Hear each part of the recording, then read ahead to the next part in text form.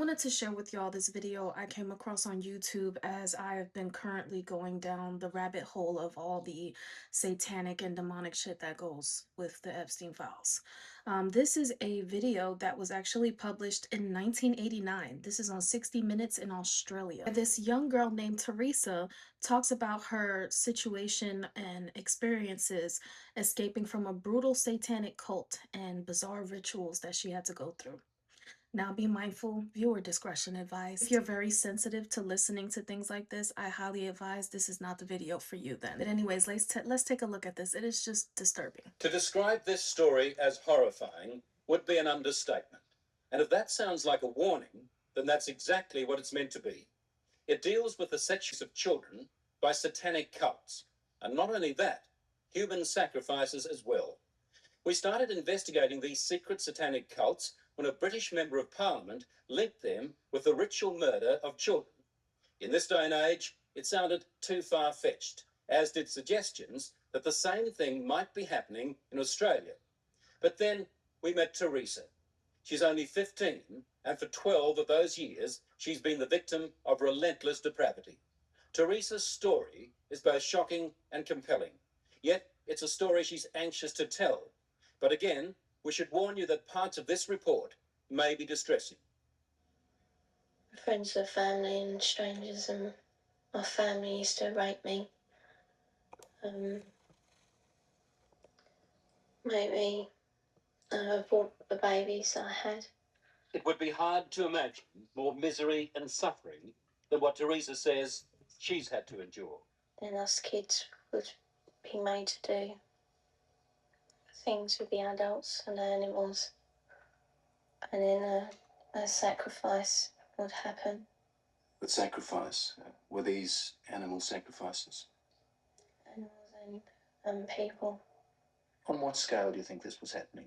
Enormous. Far beyond what we've ever heard of here before. Teresa's mother, Bridget. You're talking about mass murder? Yes. On a scale that this country's never heard of before. Like the old people's homes now, only things are... For the first time, Teresa is learning what it's like to live with love instead of fear. pretty low. In this quiet English village, with the help of her mother, she's slowly repairing her broken life. Teresa is now 15, but at the age of 2, she was left in the care of this woman, the grandma she called Nan. And that, she says, is when her torment started. Who was the leader? Who was the boss of the gang, of the cult? At home it was my nan. Your Nan made you have animals? Yeah. Like goats and donkeys. The story of Teresa is a story almost too horrible to recount. A case of child abuse that goes well beyond the kind of things we normally associate with the abuse of children. In 27 years of reporting, it has to be one of the most painful stories I have ever had to tell. How many men or how many people would have said you? What, at one time? Yes. But everyone who was there, which must have been about 20, you know, from 10 to 20 people. If it was a big ceremony, it used to be 30. What would your grandma be doing when these men were forcing themselves on you? Usually laughing or smiling or having sex with another man or other men. A chronicle of debauchery and depravity so horrific it's hard to believe. You have to ask yourself, could Teresa be just making it up? No. I know what's true and what's not. Now I know what I saw. Children don't make up elaborate lies that this would have to be if it was a lie, which I know it is not. It isn't. This couldn't be a terrible dream, a nightmare that you're reliving. No. It's no dream. It's a nightmare, but it's not one you can wake up from. It's there all the time. This really happened. You're quite sure of that? Yeah. The police don't think Teresa made up a story. Some of the cult members are to stand trial. 5 men have been charged with rape. As for Nan, the grandmother, she's 61 and lives in this council flat in South London. She's charged on 7 counts of aiding and abetting rape and 2 counts of performing abortions on Teresa. Wow.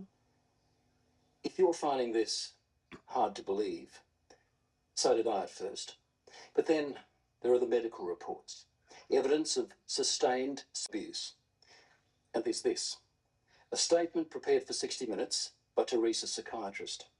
It says, in my opinion, Teresa's account is not the product of a psychotic illness, nor the figment of a fertile imagination. I believe her to be telling the truth. I know what's true and what's not. We also took Teresa's story to this man, therapist Ray Wire. He reads a transcript of our interview and listens to her voice. It's no dream. Few people, if any, in Britain have counselled as many victims of satanic abuse or Satanists themselves as Ray Wire has. If there is an expert on satanic cults, it would have to be him. Do you believe Teresa's story? I believe Teresa's story. It's exactly the same story as I've heard from men who says they've done it. You've dealt with other cases like hers? Yes. 21 cases like hers, he says, in the past 2 years alone. Themes like they were put in boxes with spiders and worms, where they were trapped in fear, where there was a high use of excrement and urine, where there was talk of human sacrifice. Take just one of those rituals, putting children in boxes with spiders and worms. Now, listen to what Teresa told her mother. And they had a coffin-like box that children were put in with spiders and snakes and the lid shut and left in there. I would have come out deranged. I could not have coped with that mentally at all. You have evidence to back up stories like Teresa's, that this is really happening? Well, we have that age of child, 6, 5 and 4, giving information that ties up with Teresa. How do those children know? How do those children able to describe rituals, to talk about ceremonies, to talk about sacrificing animals? How do those children know? And that they've all gone through the same type of stuff. It's like when everybody, all these kids are explaining this situation to be the same, it's like you come to a realization this shit gotta really be happening. And this has been years now, all over the world, that stories like this have come out. So it's really not far-fetched as to why when you're reading the Epstein files and you're getting this information from the Epstein files as well, you're like, oh shit, is this happening? Because this is not the first time that things like this have been mentioned. And that's why I said if you're gonna go down that rabbit hole, it's gonna get really fucking dark.